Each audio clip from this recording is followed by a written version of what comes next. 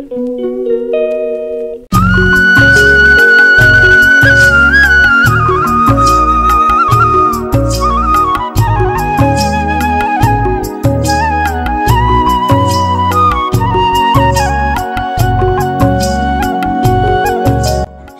সকাল আমার প্রিয় বন্ধুরা। নদিয়া জেলার ছোট্ট একটা গ্রাম থেকে আমি রূপা, আর আমার ব্লগ চ্যানেলে তোমাদের অনেক অনেক স্বাগত আর অনেক অনেক ভালোবাসা।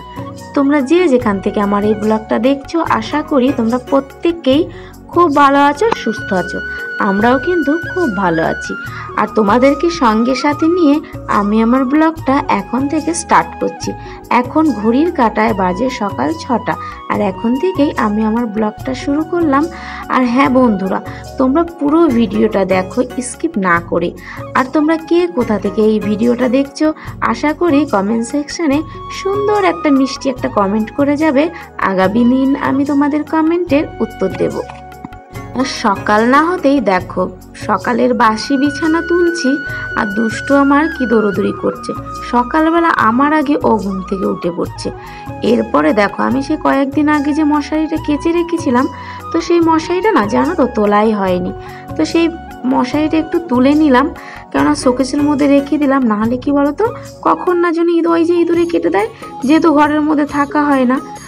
আমার বড় মশাই তো বাড়িতে নেই, তো তার জন্য কি মেয়ে আর ওপরে এখন থাকছে না ঘরে, তার জন্য ইঁদুর তো হতেই পারে। তার জন্য কি করলাম, জামা কাপড়গুলো না একটু ঝেড়ে ঝুড়ে গুছিয়ে নিলাম। আলনাটা অনেক দিন ধরে না একটু নোংরা হয়েছিল, জামা কাপড়গুলো ঠিক গোছানো ছিল না, একটু এলোমেলো হয়ে গেছিলো। তো সেটাও একটু হাত লাগিয়ে পরিষ্কার করে নিলাম। তো দেখো জামা কাপড়গুলো গোছানোর পরে কত সুন্দর লাগছে। আর ঘরটাও কিন্তু আমি পুরো মুছে পরিষ্কার করে নিয়েছি। তোমাদের সঙ্গে সকল শেয়ার করতে পারিনি, এখন পরিষ্কার করার পরে আমি তোমাদের সাথে সেটা শেয়ার করলাম। আর এদিকে দেখো দুষ্টুকে নিয়ে একটু ওর দিদি ঘুরে ঘুরে বেড়াচ্ছিল, কারণ আর দুষ্টু তো তাহলে কাজই করতে দেবে না। প্রথমে তোমরা ভিডিওটা যখন শুরু করেছি তখন তোমরা দেখতেই পেয়েছিলে দুষ্টু কি হারে দুষ্টামি করছিল। এরপরে আবার দেখো দুষ্টামি শুরু হয়ে গেছে। শোকেসের মধ্যে যে ওর পুতুলগুলো ছিল, তো সেগুলো নিয়ে না এখন একটু খেলা করছে।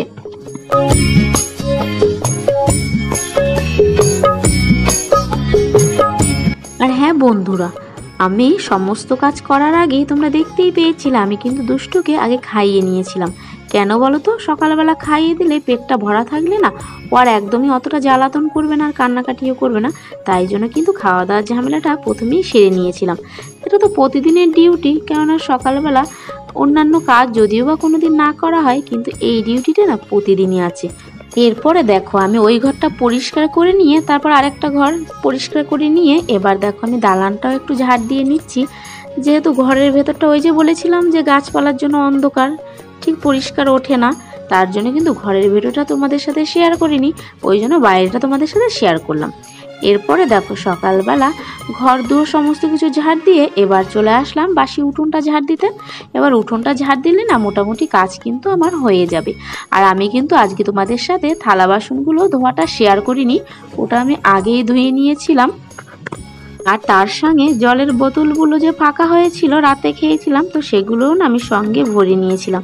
তো প্রতিদিন তো তোমাদের সাথে একঘেয়েমি ভিডিও শেয়ার করলে তোমাদেরও দেখতে ভালো লাগবে না, তার জন্য ওইগুলো আমি আজকে শেয়ার করিনি।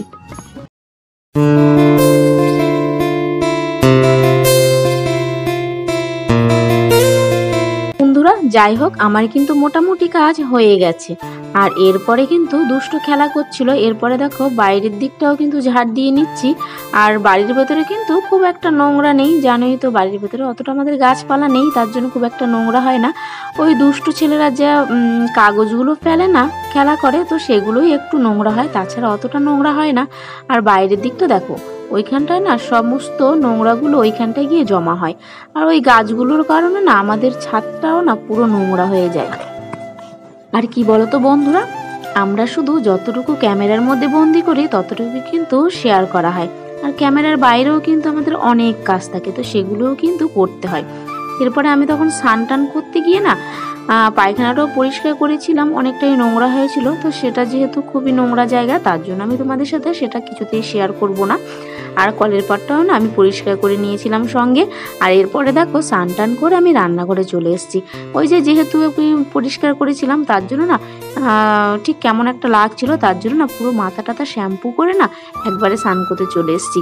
আর এইদিকে দেখো আমি ভাতটা বসিয়ে দিয়ে আর আমি কি করছি যে আগের দিনের রাতে যেহেতু ভাত ছিল, সেই ভিজে ভাতগুলো কি করব, ফেলে দেবো বলো? আমাদের মতো পরিবারের ভাত ফেলে দিলে তো আর চলবে না। তার জন্য কি করছি, কেননা সাধারণ এই গরমের মধ্যে জল দেওয়া ভাত খেতে কিন্তু দারুণ লাগে। তার জন্য কি করছি, জল দেওয়া ভাত কটা খেয়ে নিচ্ছি।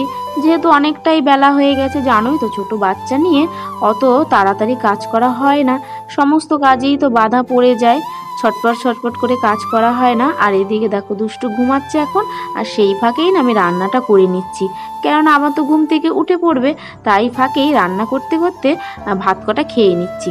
আর ভাত কটা খেতে খেতে দেখো আমার তরকারিটা ওখানে ডাল বসিয়েছি, তো সেই ডালটাও ফুটছে আর আমার ভাতটাও কিন্তু প্রায় ফুটছে। তো এরপরে রান্না বান্না হয়ে যাওয়ার পরে চলে আসলাম কলের পাড়ে একটু থালা বাসনগুলো ধুতে, আর কড়াই বাসনগুলো ধুয়ে নেবো একবারে। আর দেখো বন্ধুরা, কলের পাড়ে কি পরিমাণে রোদ উঠেছে দেখেছো? আজকে প্রচণ্ড পরিমাণে রোদ উঠেছে। কালকে একটু বৃষ্টি হয়েছিল, তার জন্য আজকে এতটাই গরম দিয়েছে। কিন্তু রোদের মধ্যে থালা বাসনগুলো যে আমি ধোবো, সে তাড়াহুড়ো করে আমাকে ধুতে হচ্ছে। আর ওই যে রান্না করতে গিয়ে না হাতে একটু ছ্যাঁকা লেগে গেছিলো, তো সেটাই না রান্না করতে করতে হাত জ্বলে যাচ্ছিল, তো সেটাই একটু হাতটা দেখছিলাম যে হাতের মধ্যে ফোসকা পড়ে গেল।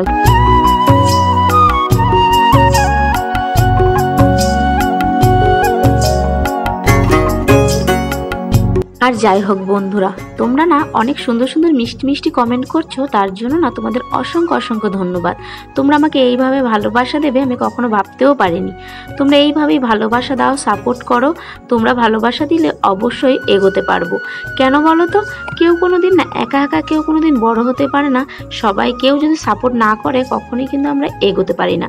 কেন আমাদের কোনো উপলক্ষে পৌঁছতে গেলে যেমন সিঁড়ির প্রয়োজন হয়, ঠিক তেমনই তোমরা যত সাপোর্ট করবে তত উপর দিকে উঠতে পারবো।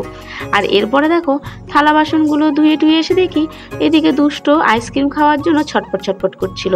ওই যে আইসক্রিমের ঘন্টা বাজাচ্ছিল আর এ দৌড়চ্ছিল পেছন পেছন আইসক্রিম খাওয়ার জন্য। হয়তো খাবে না, কিন্তু ওই নিয়ে একটু নষ্ট করবে খেলার ছলে, এই যা। তারপরে কি করলাম, বাধ্য হয়ে সে আইসক্রিম এনে দিতে হলো।